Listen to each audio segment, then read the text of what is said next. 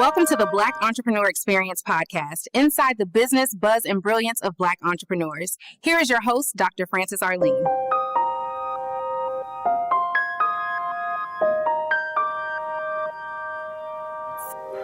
What happens in Vegas goes all over the world on Black Entrepreneur Experience episode number 523.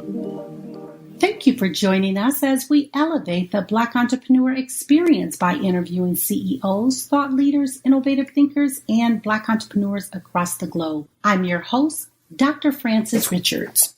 Our next guest is on a mission to enable travelers to be their best selves wherever they travel, wherever their travels take them. Orion Brown is the founder of the personal care company Black Travel Box. Welcome, Orion. Hello, thanks for having me. You have such an amazing background. Why don't you fill in the gaps and share with our audience what you'd like them to know about you and your company? Well, definitely, yes. So I started Black Travel Box back in August of 2017, and it started out as a passion project. I'm an avid traveler. I've spent 15 years in corporate, and every time I got the chance to take vacation time, I took it and enjoyed it thoroughly. But I found that I was having difficulty finding products that actually worked for me. If I'm going on a 10-day trip to Japan, how do I find products that actually work for my hair and my skincare needs? Because I certainly can't find them when I'm in the country. It started out as a passion project, an opportunity to create something and get my hands back into a brand. And now it's grown to really a mission for me. Everything that we make is in forms and formats that's meant to travel well, get you through TSA, and we have safe and natural ingredients, primarily things like shea butter, so very relevant to the Black community in particular, as well as providing us with safe and reliable products that are easy to work with and really meet our need. I'm excited to continue to build on that, and we've got a lot of fun stuff coming. Talk about how did you pivot with the travel market and COVID-19? We're in the middle of what I call several micro pivots, as well as some larger ones. My primary concern is always that we're really clear about what our business is, what our brand is. Black Travel Box is a brand that is focused on travelers of color. So it's about out-of-home product usage, but it's also about cultural relevance in both the ingredients, the tone and manner, and what we bring to the table. The elevated sort of beauty of the brand and all of those things really still needs to be intact, even if we're making pivots on the business to get through these challenges. So things like massive sales and degrading sort of the value of the brand was something that I wanted to avoid. However, I wanted to give people an accessible way to reach the brand, as well as stay true to some of our mission. I mentioned that, I'm personally an avid traveler. One of the things that travel does for me is a form of self-care.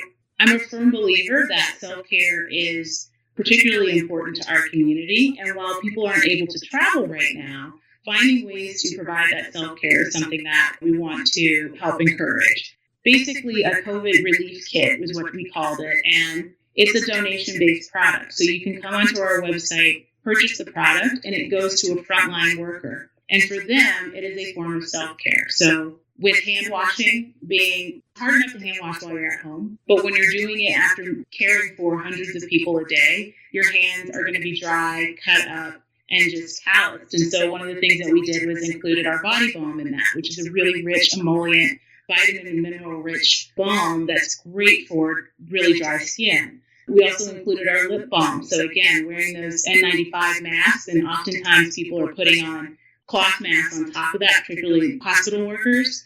The dryness of the moisture being caught around the mouth, it's just terrible for lips and skin and getting rough patches and things like that. So we wanted to put products in that actually were self-care related products and also give people the opportunity to give back to the community that's giving back to us. So all of those frontline workers are folks that are supporting and doing work in underserved communities, which are the communities of color that are actually dying the most frequently due to COVID-19.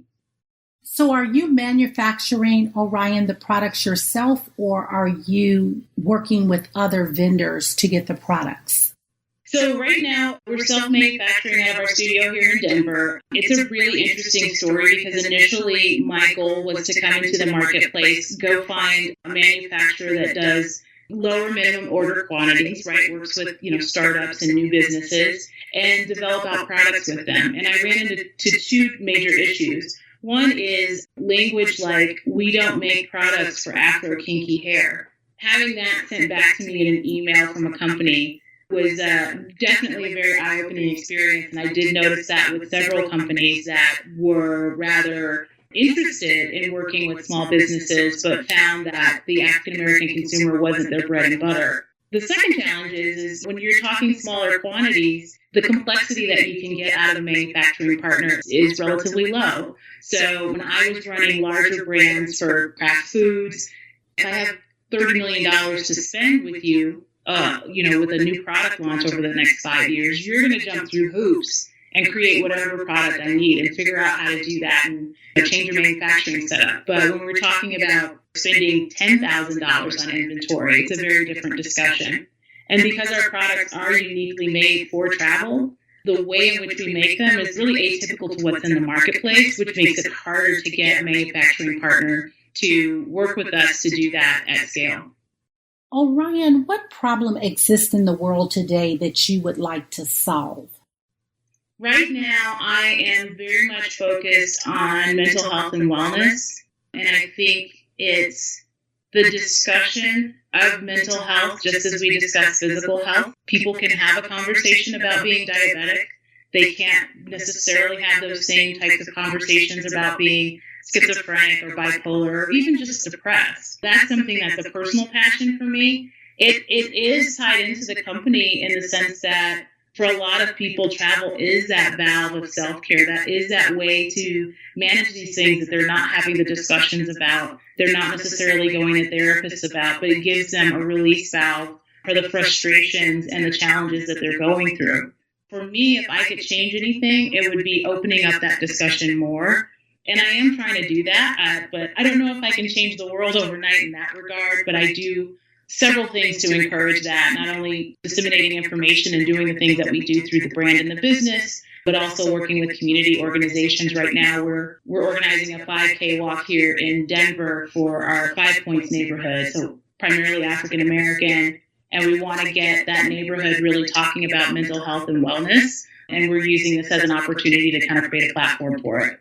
And what does self-care looks like for you personally? It is a workout in will.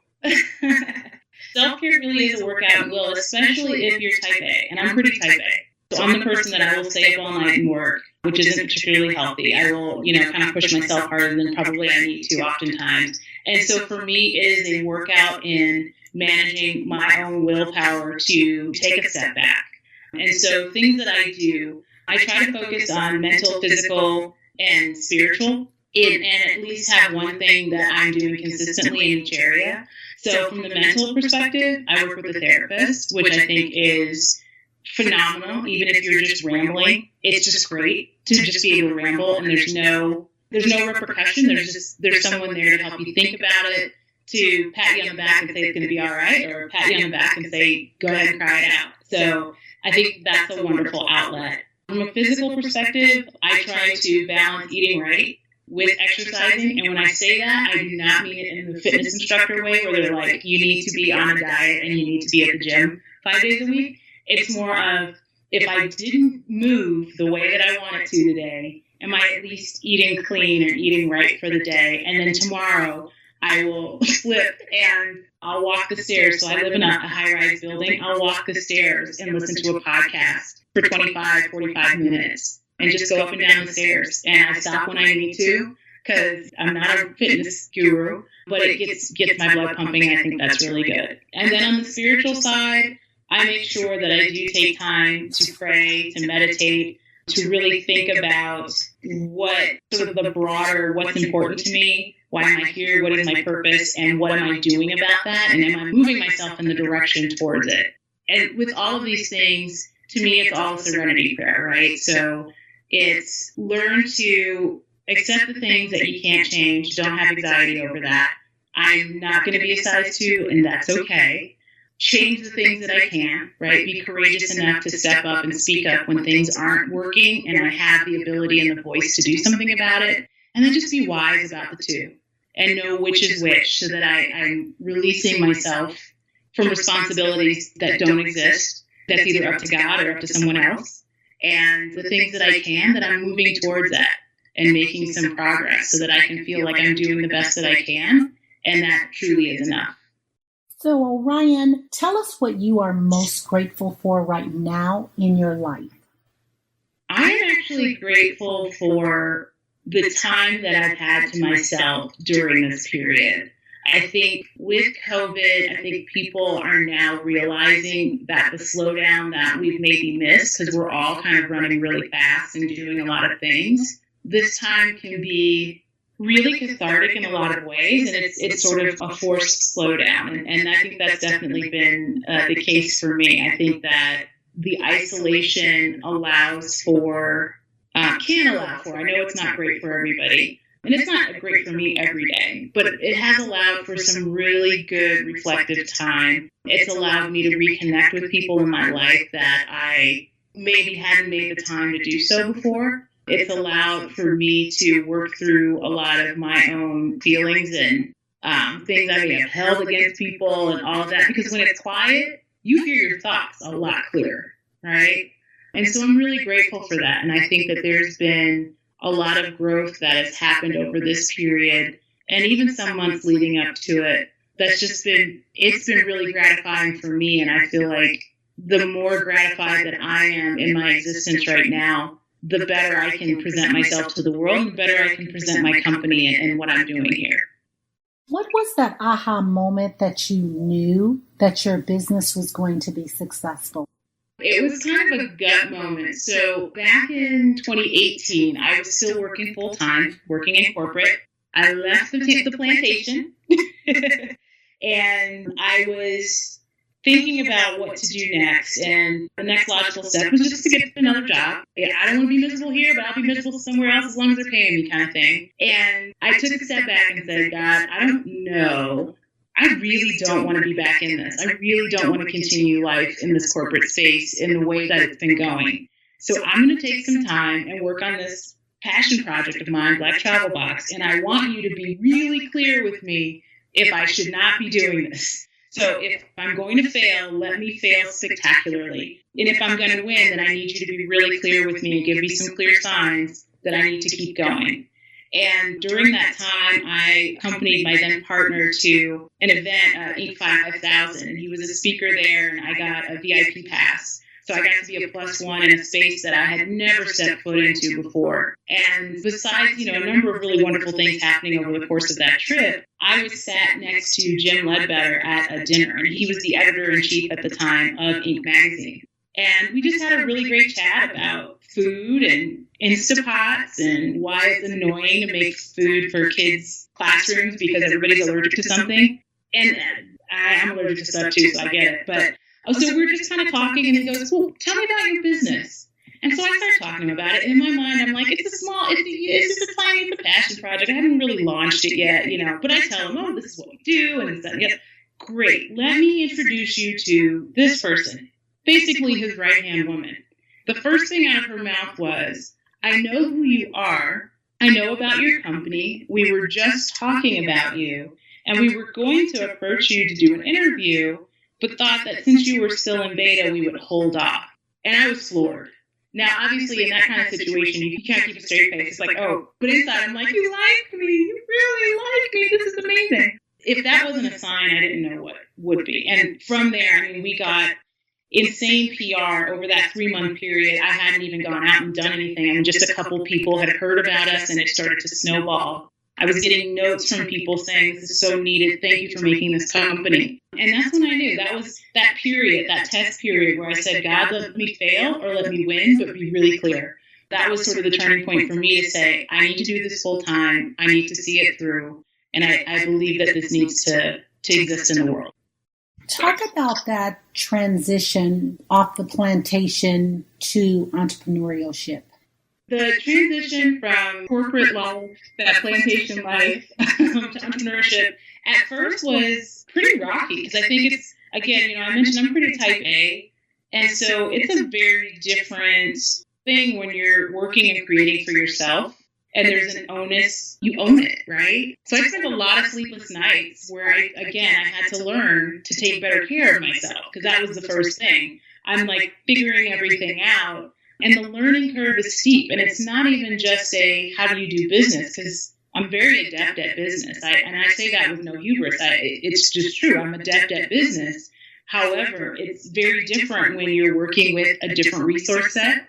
It's very different when you're not only doing the strategic planning, but you're also doing the tactical execution. So there were nights that I was just up figuring out how the postal system worked and how to actually mail out orders to people.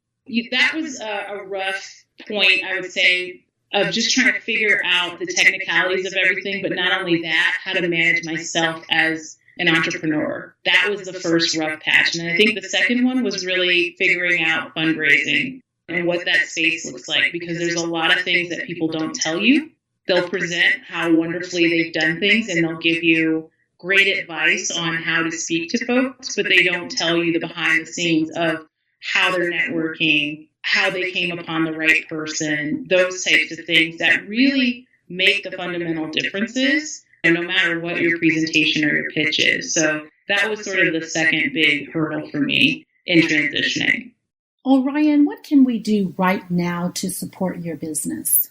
Oh, I love that question. So to support Black Travel Box, there's 3 things that I want you guys to do.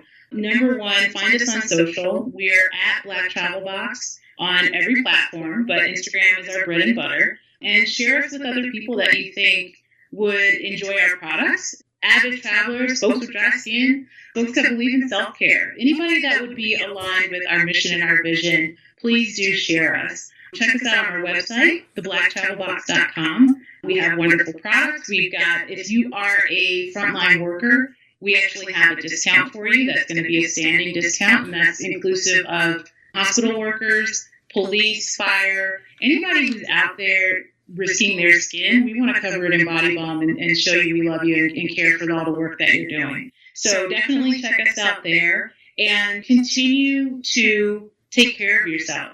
I really want to see our community flourish, and I know this is a really challenging time. If you want to hop on and email me or find me on social, Orion, ORION _Helana, HELANA, on all platforms. I am happy to cheer you up. I am happy to be a sounding board. I think this is what we all should do. Listen to each other, give each other 5 minutes, and help support each other through a challenging time. So those are the things that I want you guys to do, and that will be very fulfilling for me. What is the biggest achievement so far in your business?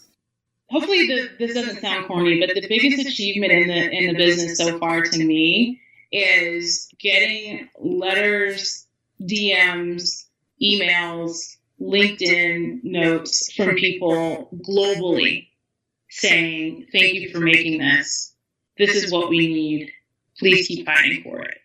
I didn't start the business to be like a bazillionaire. Like I'm not like looking for Bezos trillionaire status or anything like that. I would like to make a good living. Don't get me wrong. This is the point of being in business. I believe in capitalism. But I think that there's something really moving to know that I've created something for our community that is real. It's not just, in my head that we need it, but people really connect with that. And not only that, they feel that it's important enough to just say, hey, I see you, I encourage you, and I want to see more of this. 15 years in corporate, I hadn't seen a lot of, opportunity to really serve our community and serve us as consumers. And we have immense buying power. Being able to serve that purpose is huge for me. And I know what we do today, whether this company is around in 10, 20, 50 years or not, what we do today will influence what is. We start creating these pathways and creating these businesses that are truly inclusive and not only cater to our community, but bring elevation to the products and the shelves in which they're on. That will change what we're sold in the future. That will change what's on our shelves and in our homes. And so that's really important to me. So that acknowledgement has been an amazing achievement. We can learn from successful entrepreneurs, people, or brands. Tell us a brand or a business that is dominating that you admire and why. I really am loving the Honey Pot Company. Starting out, I think they started out selling out of I'm gonna butcher this, but they think they started selling like outside the Bronner Brothers convention, right? It was like I made 1,000 units in the trunk of my car, and then I went and sold them, and we sold out.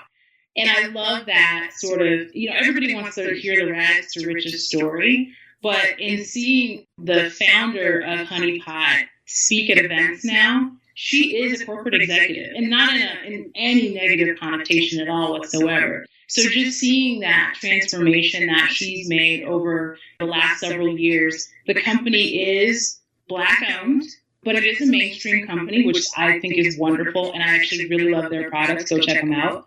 But just seeing the infrastructure that's built there, the way that's being paved, it's not just another for us by us business, which, our business is essentially a for us by us business. But I love that she's created this really lovely mainstream company, natural ingredients, wonderful scale. I think every other week I get an email from them saying that they've gotten into a new retailer. And that should be more commonplace. We shouldn't have to go, is this a Black-owned business or not? Let's go look them up in the green pages or whatever.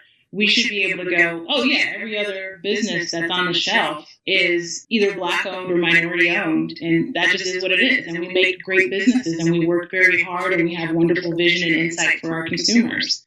So I really admire what they're doing, because it creates, again, that infrastructure for commonplace business ownership within the Black community and other minority communities, so that in 10, 20, 50 years, we won't even necessarily be asking that question, or at least not in the same way, because it will be commonplace that we're going out, we're creating great things, we're building wealth, and we're serving our global communities with it. Orion, what is one valuable lesson you wish you knew before starting your business? I would say, listen to your gut. When I started out, I came in with a healthy dose of humility, and I said, I know corporate, I know brands, I know consumers. However, I don't know entrepreneurship. I was not the kid selling lemonade at the lemonade stand. I was not selling candy out of my gym bag or pickles or chips or anything like that, like the other girls in high school. I'm going to take a step back and just try to listen as much as I can. And I'm going to try to, what ended up being, second guess myself a lot on decisions, because I think I know, but I probably don't. I need to kind of get more experience under my belt. And what I realized was that's complete BS. If you have a good gut, you have a good gut. And if you are good at assessing information and situations quickly, and coming up with a perspective and point of view, that nimbleness is actually incredibly valuable as an entrepreneur. You cannot waffle, you cannot spend time in analysis paralysis, because every minute you spend is taking $1 out of your business. I spent some time learning how to be an entrepreneur and how to listen to my gut and be okay with, there may be a knowledge gap. There may not be a knowledge gap, but don't second guess yourself just on the premise of, the big bad space of being an entrepreneurship, because a lot of people will approach you and attempt to tell you what your business should be, especially when you're new and you're fresh and they're seeing that there's traction. Everyone wants to prove themselves with your business. They come in, I want to be a consultant, I want to be an advisor, but they have something to prove, and oftentimes has nothing to do with your business. Really sticking to your guns and understanding what it is that you're trying to create, and working from that and being confident in that is really important. Who are your top 2 influencers in your life, and what lessons did they teach you? I would say that I mentioned my partner at the time back in 2018 that accompanied me, or rather I accompanied to Inc. I would say I learned a really, really healthy dose of how to sort of stand in my truth and be as authentic and as me as possible. It was a situation of just constant encouragement, and I think that's, you always need someone in your life who looks at you for who you are, exactly who you are, what you are, how you are, and says, not only is this okay, this is wonderful. Now go out in the world and go do more of that. Go be more of that. So I think that was a big piece. And I think the other is, it's sort of nebulous, but I look at friends that have gone through challenges over the years, and particularly the ones that they still have joy after going through things. I have a friend right now, and I won't name names, but I have a friend whose husband went through a really debilitating disease just before we got into the COVID-19 season, if one can call it that, where, he was hospitalized, and it was very scary. And she's got 3 young children at home, and I'm so encouraged by the joy that she's still able to find. I'm encouraged by her saying things like, well, at one point I just had to realize I'm just going to get up today and just go do it. Like, you can't dwell on it too much. You have to just get up and go do it. Folks like her, and I have a few ladies in my circle that really inspire me by their strength, and they inspire me by their will and their joy. You can look at things in your own life and go, well, but my stuff is different and this, that, and the other. But people are going through stuff. And it's not just COVID. People still have lives that are going on, troubles that are happening. And when you see someone who's able to still muster up that joy and that spark for life, I think it's really meaningful. Orion, if someone spent a whole day with you, what would they learn? I was going to say how to duck. I don't throw things, I promise. I'm just kidding.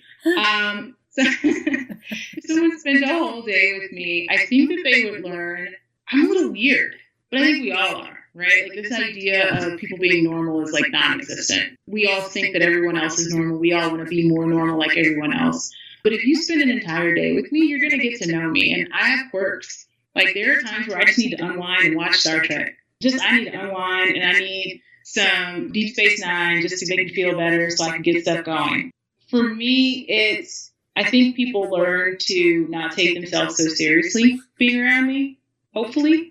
I think they'll learn about me in particular that I do think very deeply, and I encourage others to think deeply about what they do in their day and what that means and why. And they'll probably learn how to cook, because I cook a lot, and I can't help but feed the folks and show them how to make it. So those are 3 things that they would learn. Orion, talk about that person in your childhood or your lineage that inspired you. Well, when I was a kid, my mom was the most resourceful human being on the planet. She was somewhere between like an NSA agent and MacGyver. The way in which she could materialize resources and materialize the things that we needed in a situation where we didn't have much was awe-inspiring. Until the age of, I want to say 5 or 6, and someone just asked me about this the other day, and I hadn't thought about it in years, but until the age 5 or 6, she made all my clothes from scratch. I remember spending, and when you're a kid, this is really boring, but I remember spending hours at Joann Fabric, going through McCall's and Simplicity books, flipping through the pages, while she was like finding the patterns and the notions and finding the best deal. I mean, I could tell you how to find all the remnant fabrics, all the 75% off stuff. But her resourcefulness was truly awe-inspiring, and I think, she created a life for us, particularly in those early years, that felt as middle class as anybody else's, just by using her own hands. I mean, she wasn't up at night praying, she was up at night sewing, she was up at night cooking, and she was creating. That's something that I've taken with me, and I like I said, someone asked me a similar question before, and that bubbled up, and I hadn't even realized it. So again, I think that time to yourself to really think about and be introspective, you'll find amazing things about yourself that you didn't know. I had no idea my mom was such a big piece of why I'm an entrepreneur today, and also why I refuse to buy a scarf that I can knit myself. So she was, a huge inspiration in that regard. How do you feel about who you have become? I'm feeling pretty good about who I've become right now. If you had asked me 5 years ago, I'd be like, yeah. But right now, I think that there's a lot of work to be done. There's always going to be a lot of work to be done. And I think at the point at which I no longer have to learn to refine and to do better and be better, then that's when my time here is done. However, I think that some of the things that I've gone through, particularly in the last couple of years, unrelated to business, but some of them actually business related as well, have taught me an ease about myself. It's well with my soul where I'm at, because I know where I'm going. I know where I've been. I know who I am and whose I am. And those are things that are hard to know. It's easy to hear it. It's easy to be told. But to know it is a practice that has to kind of be cultivated every day. And then, just like any habit, as you start to cultivate that, it starts to really take seed and grow and make more sense. And you feel it and you know it, as opposed to hearing it and kind of understanding it. I'm in a pretty good place, and I'm excited about what's ahead, even though I don't know what it is, which is, again, that ease is a wonderful thing to have when you don't know what's next. But I'm very comfortable with that and happy with that. Orion, when it's all said and done, how do you want to be remembered? Talk about your legacy. I'm tempted to say that I just want to be remembered, but, no one wants to be remembered. Well, maybe some people want to be remembered in infamy. I definitely don't. I think I want people to remember that my heart for the challenges that people go through, my heart for the struggles, particularly the ones that, I've experienced myself.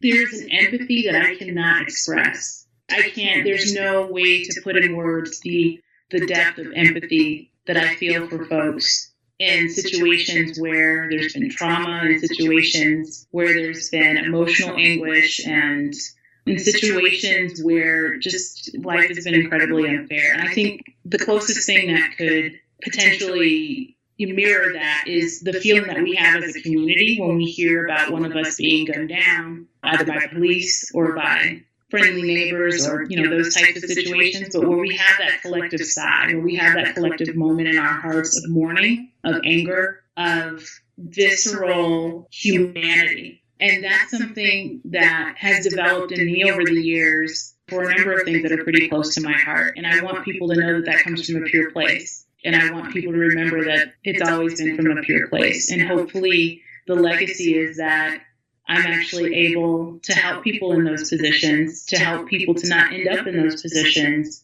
to just help. I'm not the people person that just loves talking to every single person. I'm not the bubbly human that's like, oh, she's totally a people person. I don't mind talking to folks. But it is truly that those quiet moments of empathy and those moments where I can see the struggle. I spend a lot of time encouraging people in my free time, where I see them struggling and things, getting them connected to resources, etc. So yeah, I think that's sort of what the legacy should be. I would love for someone to look back on my life and say that she really tried. She really tried, and she really meant it. Let's switch gears for a moment. Talk about the worst moment in business and what was your takeaway? I would have to say I did a pitch podcast, actually. And Gimlet Media is the pitch. And it wasn't the worst moment in that it actually did anything negative to the business. I went in and pitched with them, and I sat in a room full of, it was actually a pretty diverse room. We had a discussion, and I was pitching the business. And the reason why it was the worst moment, and I actually spoke with one of the investors from that sort of tribunal afterwards, and he actually confirmed what I was feeling and thinking at the time. I went in and I tried to be everything for everybody, because going into that, I felt like it was a really big moment. It was going to be great PR for the business. And so I started asking people, well, how would you position this? Well, how would you think about this business? And I got so many conflicting things. And actually having talked to other investors previous, because again, everybody will try to create their vision for what you're building. I got a lot of feedback. Well, you're not going to get money if you make it just about Black people. Well, it's really niche, like talking about travel. And, well, I mean, really you should position it for mass market. Well, why isn't it for this person? Well, why are you doing? And so with all of that, instead of going, this is what my gut says, this is what I know, and I'm just going to go and fight for the thing that I'm trying to create, I took it and created this Frankenstein. And the pitch went okay. But one of the reasons why it really didn't resound in everybody's minds, oh, this is what we need to be focusing on, or this is what we need to invest in, is because I was essentially pitching 5 different businesses at once instead of pitching my business, my vision. After that pitch, I did speak with one of the investors that I felt like he really connected, not necessarily because he was a huge fan of the idea, but because he asked me intelligent questions that had nothing to do with the cultural aspects of the business, that had nothing to do with my capabilities. It was all about well, what's the business model? Help me understand this, help me understand that. So I spoke to him and he said, I don't know if I get the whole travel thing, But if that is what you believe this business needs to be, then you need to just be that and go do that. And don't try to be everything for everybody. That was a big moment for me. And it was a little bit of a gut punch. Not that he meant it that way, but that I knew that I was doing that. And that was a low point because I knew everything that I had been working on up to that point and around that point had been a mishmash of feedback and opinions and all of these other things. And I wasn't working towards the vision. So I had to really change my mindset from there and double down on the vision and build from that. What have you not done in life that you dream about often? I mean, so most of the things that I dream about often that I haven't done have to do with traveling to places. So it's really more of just my bucket list. I really relish the moments, those moments, and I call them quiet moments, but they can be in an amphitheater with thousands of other people. But those moments and those experiences that give you chills and give you perspective, things that are on my list. I mean, at some point I'll go to the Great Wall of China. At some point I'll see the pyramids of Giza, and I'm really excited about those things. Those are probably the things that I think about most often of, those experiences. I went to South Africa 10 years ago. Yeah, I think it's 10 years ago. And stood at the Cape of Good Hope and looked over and I saw where the Indian Ocean and the Atlantic met and how the clouds rolled back because the temperature changes. And there's a whole bunch of science behind it. But nothing changes your mindset and your spirit like seeing a line in the ocean, a separation of clouds and water and earth. I don't know how high up we were. I'm afraid of heights, so it felt like thousands of feet. I don't think it was thousands, but we were up pretty high. Those moving moments. So those are the things that I dream about. Those are the things that I work towards every time I can get a chance to go somewhere on my own or even with other people. But that's a great motivator for me. That helps center me and that helps me kind of reground myself in the humanity of being and also just looking out at the beauty of the space that we've been given to live in. And I know that gets really like hokey and philosophical, but I look forward to those because day to day, when you're in traffic and you want to cuss people out and you're frustrated at your cousin because they're being trifling and you don't like the way that your friend did something and, all of these things just pile up on you and they're all nonsense. But it's hard to remember that they're nonsense when you're in it. And so every day or every week, I'm spending some time thinking about that next place that I can go to release all of that. Orion, what is a technology tool or a technology platform that is a must-have for you in managing your business day to day? This might start a fight, but I am team Trello all the way. Now, I know people love Asana. These are both project management platforms that people aren't familiar, but I love Trello. Trello is the equivalent to the Post-it notes that I have all over my desk, and I'm still transitioning out of Post-it notes. It's a process. Pray for me. But Trello allows you to create not only detailed project notes and assign them to people and create checklists and organize them and all of that, but it also allows you to create a visual placard of all of the things that are in motion and where they're in motion. And one of the things that I love the most, and I'm sure is the biggest time suck and the least efficient part of it, is putting in the images for each project. Because with each image, it kind of burns it in my mind exactly what it is that we're trying to do and how we're trying to do it. And so I love my Trello boards. I am a Trello board hoarder. If I could have stock in Trello, I would buy it. Yeah, it's a really great project management tool, especially for people who are visual thinkers, learners, and planners. If you conducted this interview, what is the one question you would have asked yourself? I'd like you to ask the question and answer it. I mentioned earlier the pushback on the business being niche. So the question that I would have posed around that is, given all the feedback of the business, Black Travel Box being such a niche brand, why continue to build that? Why not make something more scalable? And my answer is because, again, I didn't start this business looking for a cash cow that is just I could have gone into some type of tech platform or something like that. Even being a non-technical founder, found a developer, created something. I created this because I saw a real need in a very specific market. While everyone struggles with those tiny little tubes of toothpaste and little bottles of shampoo, it is particularly impactful to what I would consider the black travel market because of the importance of the time that we're taking to travel. I won't pigeonhole us and say we're all too impoverished or broke to travel, so when we travel, it's really worth a lot to us. What I will say is travel can be very expensive. We don't often, I think from a responsibility standpoint, give ourselves a break to go do it as much as we would like to. And looking at the new travel generation and the black travel movement that has happened in the last 10 to 15 years, which I think is still a little bit of a sleeper to mainstream marketplace, we are growing into this space gangbusters.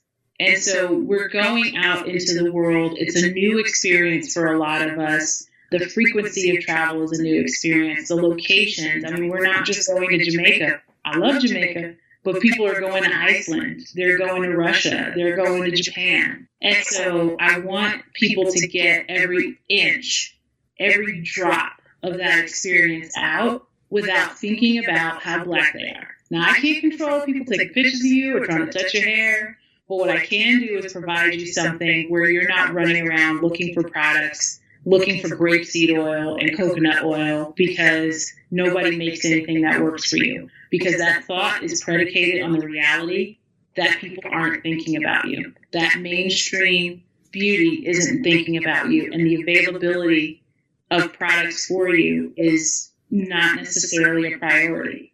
And so I kind of want to create something that removes that issue in the world.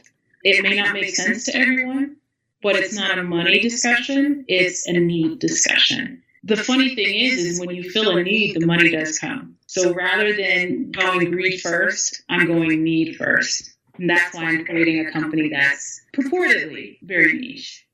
Orion, we come to the part of our interview. It's called the Fun Facts Lightning Round. And I'm going to ask you a series of questions, and I'd like you to give me very quick answers. If there's something you desire not to answer, feel free to say pass. Are you ready for the Fun Facts Lightning Round? Let's do it. I'm excited. The last movie you saw? Knives Out was the last movie I saw at a movie theater with other humans, and it was hilarious, which was very odd because Daniel Craig is usually just cute, but in this he was actually quite funny. You relaxed doing what? I watched so much Netflix. It wasn't even COVID. I love Netflix. I love watching movies and TV. Your favorite singer or rapper? Ooh, that's a good one. I mean, I hate to say Beyonce because everybody loves Beyonce, but I love her fierceness, and I think a lot of the things that other people love about her, the realness of her, and her ability to capture the attention of not only the room, but of the world. Your favorite dance song? You know what? I don't have a favorite, but I do have a mix that I picked up on Tidal, and there's a lot of RuPaul in the dance mix, and I didn't know how much I loved RuPaul. So I play that when I need a little energy, particularly if I haven't been out of the house. What food you eat every week, no matter what? So I am on this kale and Brussels sprout salad kick. It comes pre-bagged, and it has like poppy seed, lemon dressing that comes with it. I'm obsessed. Your favorite month? February. It's when my birthday is.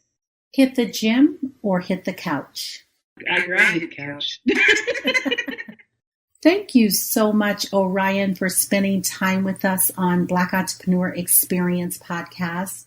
Before we let you go, why don't you share with our audience the best way for them to connect with you and all of your social media handles? Yes, definitely. Our company, Black Travel Box, is available online, blacktravelbox.com. You can also find us on all social platforms, but primarily Instagram at Black Travel Box. If you'd like to connect with me, my name is Orion, Orion, and you can find me Orion_Helana, Helana, on all social platforms, so definitely hit me up. And if you get bored and you like a little food porn, check me out on IG, The Tasty Muse. That is how I spend my time. Tasty with a Y. That's how I spend my time when I'm not working on the business. I am cooking. Thank you, Orion. That is a wrap. Thank you. Thanks so much for having me. This was fun. Thank you for listening and subscribing to Black Entrepreneur Experience. We would love for you to leave a review and rating on iTunes and share with your friends. For show notes and more episodes, go to www.beepodcast.com. Join us next Wednesday, and remember, green is the new black. So keep your bank accounts and your business in the black.